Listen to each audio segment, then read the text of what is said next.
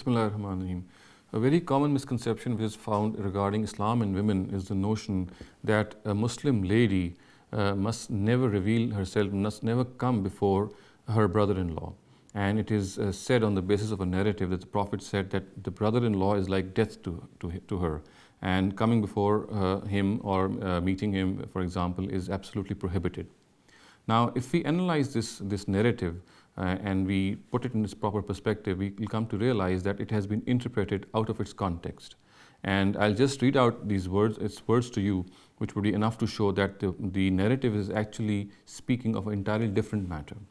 The words of the narrative are, and this is found in Bukhari, Uqba ibn Amir says that the Messenger of God said, "Refrain from entering upon women in seclusion." A person from the Ansar said, "What is your opinion about the brother-in-law?" He said, "Meeting the brother-in-law in seclusion is as lethal as death." So it is absolutely evident from this narrative that it's not saying that a lady should do pardah or observe pardah from her brother-in-law, she cannot come before her. The whole narrative is actually is suggesting a preemptive measure, a precautionary measure.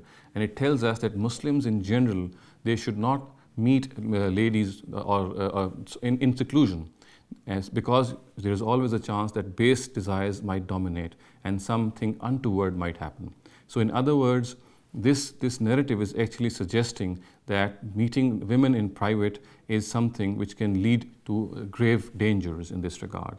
And in this particular matter, since the matter of the brother-in-law can become even grave, so the Prophet has specifically pointed him out. So what is being said here is that meeting the brother-in-law or other near relatives in seclusion could lead to something very bad or could bring the two into moral dispute. Now, of course, there are common sense exceptions to this. For example, if a doctor wants to meet a patient in private or a teacher wants to meet his or her student in private, these are common sense exceptions. However, if there is no such thing and the issue is that can be avoided, then of course it should be avoided. But the bottom line is that this narrative is speaking about sitting with women and talking to them in seclusion or vice versa with the opposite gender. As far as the brother-in-law is concerned, since women tend to get very informal with them, so there is always an element that this could extend and should go to some such situations which might cause moral dispute and moral harm to them. So therefore, it is absolutely evident that this narrative does not say that a lady should observe pardah or hijab from her brother-in-law, but what it says is that she should avoid not only meeting him, but all other people in seclusion, because this could bring them into moral dispute.